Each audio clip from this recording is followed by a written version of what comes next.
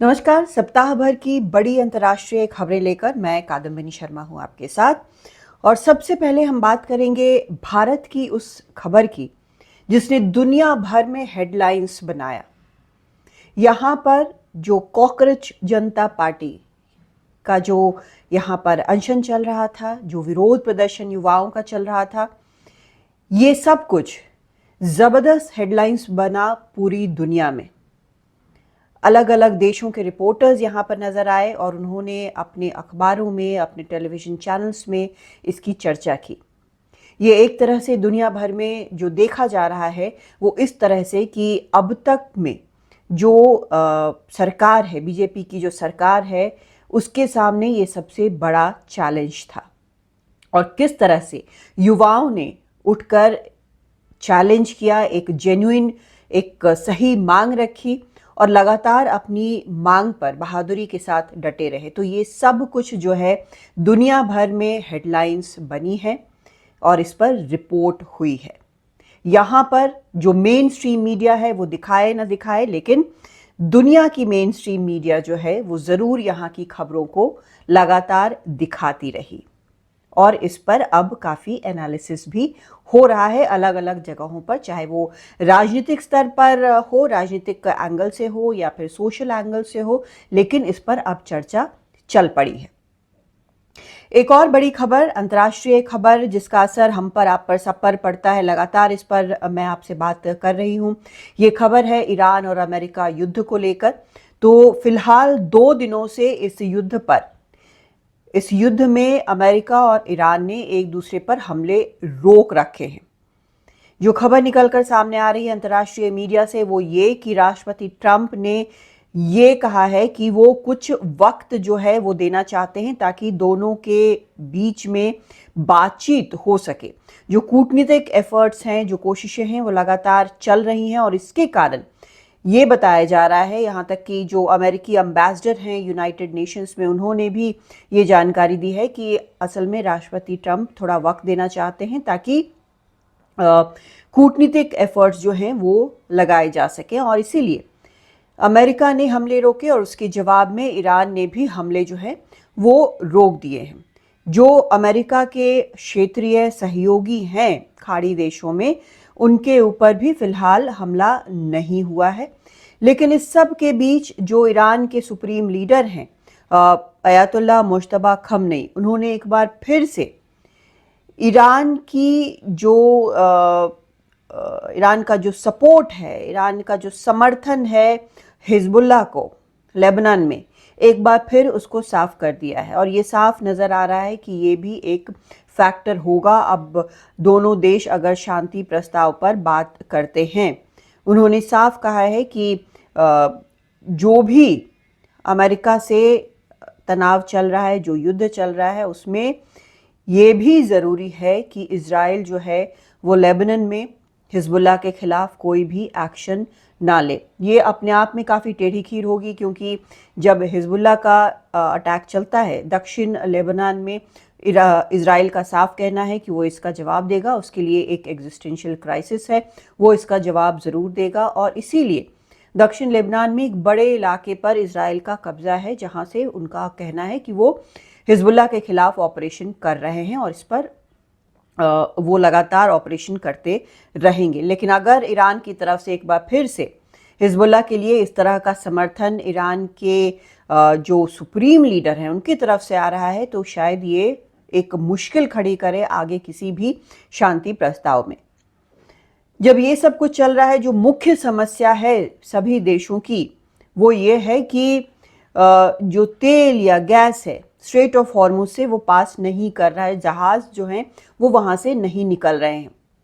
पिछले दिनों जहाज़ों पर हमले हुए और जहाज़ जो हैं वहाँ से निकलने में उन्हें काफ़ी दिक्कतें आई। बहुत कम जहाज़ वहाँ से, बताया जा रहा है कि पिछले कुछ वक्त में महज कुछ उंगली पर गिने जा सकने वाले नंबर्स जो हैं जहाज़ के वहाँ से निकले हैं स्ट्रेट ऑफ हॉर्मुज से। लेकिन एक नई समस्या खड़ी हो गई है अब बाबल मंदेब स्ट्रेट जो है रेड सी, लाल सागर में, वहाँ पर अब जो हूती हैं उन्होंने भी हमले शुरू कर दिए हैं कुछ वक्त से। और सऊदी अरब का जो ऑयल टैंकर्स है उस पर वो हमले कर रहे हैं। तो ये जो हमला है वो लगातार चल रहा है और जब इस तरह से हमले होते हैं तो बाकी जहाज़ भी वहाँ से गुजरने से बचते हैं। तो जो वहाँ से खबर आ रही है उसका ये समझ में आ रहा है कि वहाँ से बहुत कम जहाज़ जो हैं वो गुजर रहे हैं सिक्योरिटी रिस्क के कारण। और जिस तरह से हूतियों का हमला जो है वो बढ़ता जा रहा है, जिस तरह से उन्होंने धमकियां दी हैं कि लगातार हम ये करते रहेंगे, तो ये जो बाकी शिपिंग कंपनीज हैं उनके लिए भी एक बड़ा प्रॉब्लम है और वो सऊदी पोर्ट से वो लोड नहीं करना चाहेंगे कोई भी सामान।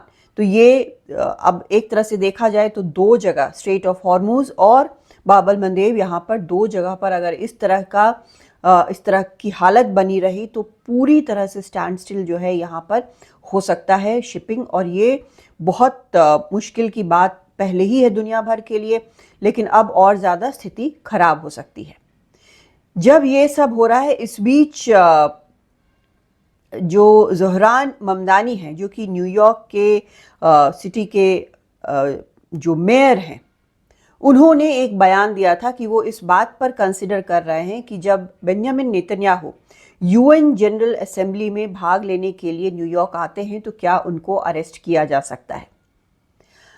उनका कहना है कि जो बेंजामिन नेतन्याहू हैं उन्होंने कई क्राइम्स किए हैं, वॉर क्राइम्स किए हैं, और इसलिए उन्होंने इस तरह की बात कही। हालांकि उन्होंने बाद में ये भी साफ किया कि उनके पास इस तरह की लीगल पावर्स नहीं हैं एक मेयर के तौर पर जो वो किसी देश के पीएम को वहां पर न्यूयॉर्क में अरेस्ट कर सके। लेकिन अब इसका जवाब आया है इजराइल के पीएम की तरफ से। उन्होंने कहा है कि वो यूएन जनरल असेंबली ज़रूर अटेंड करेंगे, चाहे कोई भी धमकी जो है वो ज़ोहरान ममदानी दें।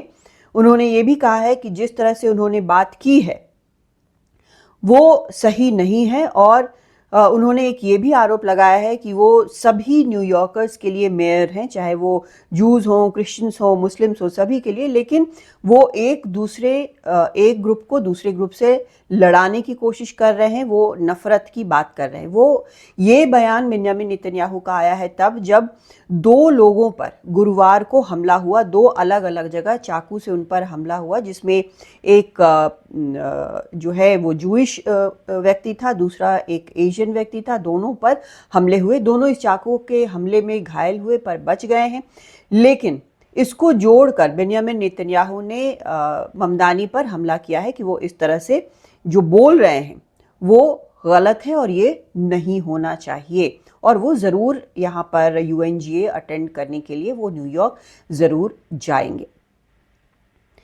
जब ये सभी चीज़ें यहाँ पर हो रही हैं और इनके बीच में जो ट्रंप प्रशासन है उसने एक बार फिर से टैरिफ वॉर जो है वो शुरू कर दिया है।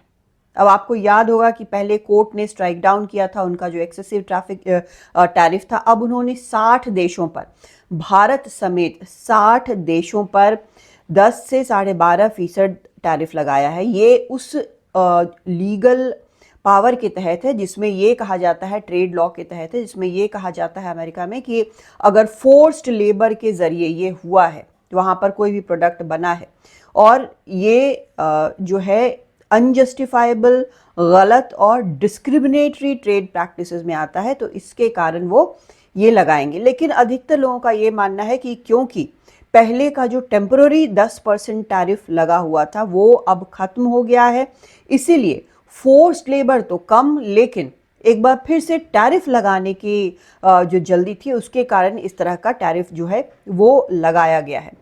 उनकी जो अत्यधिक टैरिफ थी वो फरवरी में सुप्रीम कोर्ट ने वहाँ की खारिज कर दी थी, कहा था कि ये नहीं लगा सकते हैं, ये गैर कानूनी है। लेकिन अब उसके बाद 10% और अब 12.5% जो है, 12.5% तक जो है वो टैरिफ लगाया गया है। भारत पर भी ये 12.5% टैरिफ लगा है। लेकिन जो खबरें निकल कर आ रही हैं, जो सरकार कह रही है वो ये कि अमेरिका को भारत का जो सामान जाता है उसमें से महज 45%, लेकिन तब भी 45% जो है वो काफ़ी ज़्यादा होता है। सिर्फ 45% पर इस तरह का नया जो टैरिफ है वो 10% का वो लगेगा, लेकिन बाकी जो है 55% उन पर नहीं लगेगा। आपको याद दिला दूं कि भारत और अमेरिका के बीच अभी भी ट्रेड डील पर बातचीत चल रही है। बार बार ये लगता है कि बस बातचीत अब खत्म हुई, लेकिन ऐसा है नहीं, बातचीत अभी भी चल रही है। और अभी कब तक इस पर एक फाइनल डिसीजन आएगा ये कहना फिलहाल मुश्किल है। हालांकि दोनों पक्ष ये कह रहे हैं कि बातचीत बहुत अच्छी चल रही है। इस बीच एक और इंटरेस्टिंग खबर आई है, वो यूएस और सऊदी अरब को लेकर है। अमेरिका ने सऊदी अरब को कहा है कि जब तक रियाद जो है वो इजराइल को मान्यता नहीं देता है उसके साथ कोई भी न्यूक्लियर डील नहीं होगी। सिविल न्यूक्लियर डील जो होनी थी वो नहीं होगी। और इसमें न्यूक्लियर एनर्जी को डेवलप करने की बात थी जो अमेरिका के साथ होना था। लेकिन सऊदी अरब जब तक कि अब्राहम एकॉर्ड जो है वो ज्वाइन नहीं करता है, ये नहीं मानता है कि इजराइल जो है उसको मान्यता नहीं देता है, तब तक इस तरह की कोई बात नहीं होगी। अब ये शर्त क्या इस डील में है लिखित में या नहीं, ये अभी साफ नहीं है। लेकिन जो बोला जा रहा है वो यही बोला जा रहा है ट्रंप की तरफ से कि जब तक स्टेट ऑफ इजराइल को सऊदी अरब मान्यता नहीं देता है तब तक ये डील जो है वो नहीं होगा। तो ये अपने आप में एक बड़ी चीज़ है। एक तरह से इसको इजराइल के लिए फ़ायदेमंद माना जा सकता है, लेकिन क्या सऊदी अरब ये मानेगा नहीं मानेगा ये देखने वाली बात है।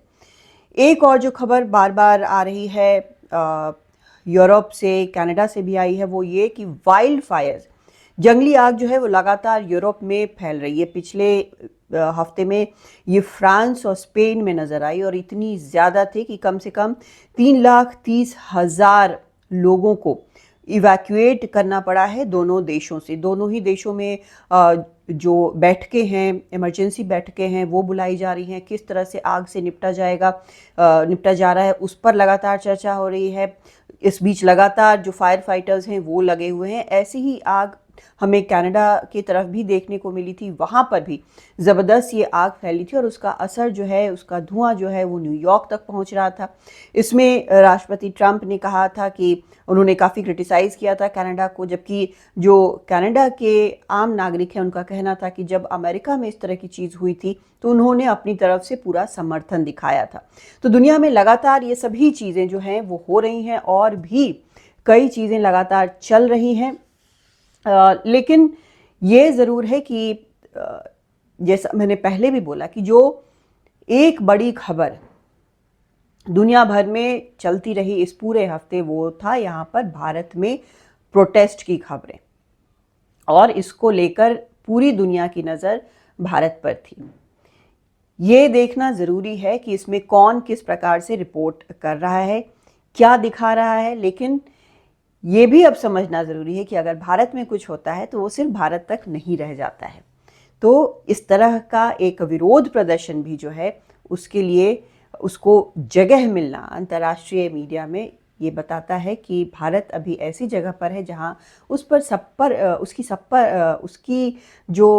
जो है सबकी नज़र भी है, और उसको ये भी देखना होगा कि किस तरह से यहाँ जो घरेलू राजनीति है, जो घर में जो कुछ हो रहा है उसको किस तरह से हैंडल करें, ताकि अंतर्राष्ट्रीय मंच पर भारत की जो छवि है, भारत की जो छवि पेश करना चाहते हैं उस पर किस तरह का असर पड़ता है।